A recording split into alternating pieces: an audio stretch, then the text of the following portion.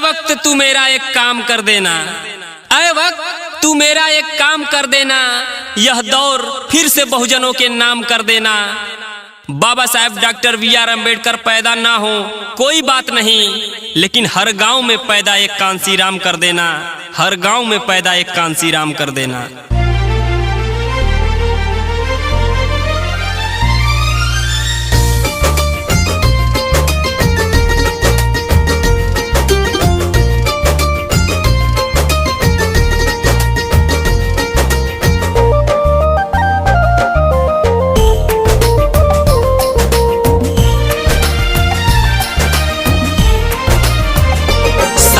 चल के हम सबको जगाए, ओ बहुजन बनाए, कर गए ऐसा काम जी। बहुजन नायक मान्यवर साहब कांसी राम जी। घर को छोड़ा समाज से नाता जोड़ा, मैं करता हूँ सलाम जी। बहुजन नायक मान्यवर साहब कांसी राम जी। साइकिल चल के हम सबको जगाए, ओ बहुजन बनाए, कर गए ऐसा काम जी।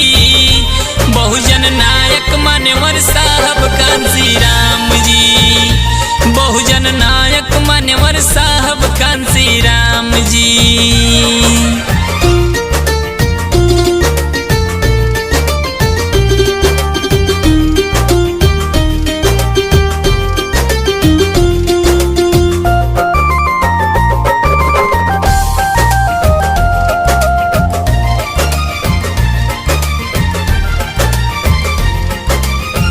बोले 85 एक हो जा मूल निवासी, बोले 85 एक हो जा मूल निवासी।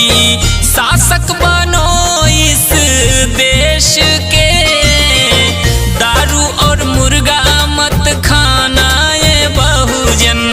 वोट को अपने बेच के माँ बहनों की इज्जत से भी बढ़कर वोट की कीमत, ऐसा साहब हम सबको बताए, बहुत समझाए, मैं करता हूँ सलाम जी। बहुजन नायक मान्यवर साहब कांसी राम जी। साइकिल चल के हम सबको जगाए, ओ बहुजन बनाए, कर गए ऐसा काम जी। बहुजन नायक मान्यवर साहब कांसी राम जी। बहुजन नायक मान्यवर साहब कांसी राम जी।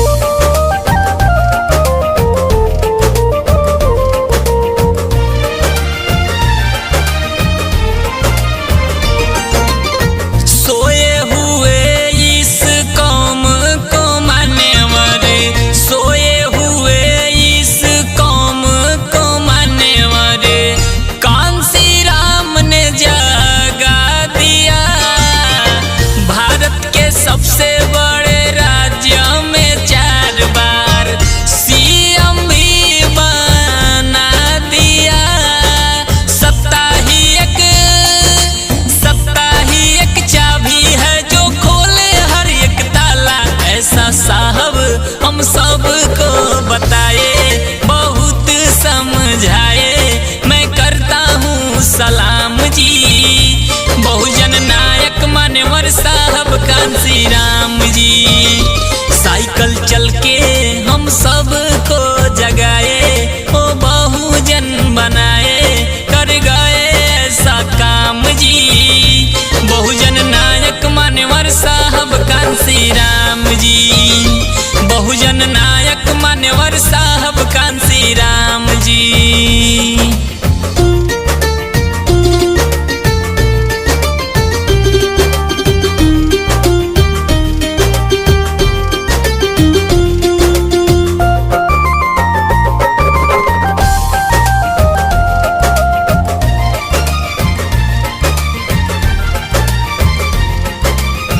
रहो रहो संगठित समाज के लोगों, रहो संगठित समाज के लोगों। साहब ने कितना जोर दिया, लाखों संगठन बना करके हमने मिशन को कमजोर किया।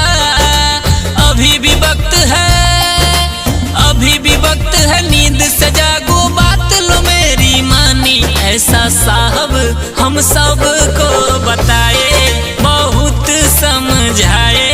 मैं करता हूँ सलाम जी बहुजन नायक मान्यवर साहब कांसी राम जी।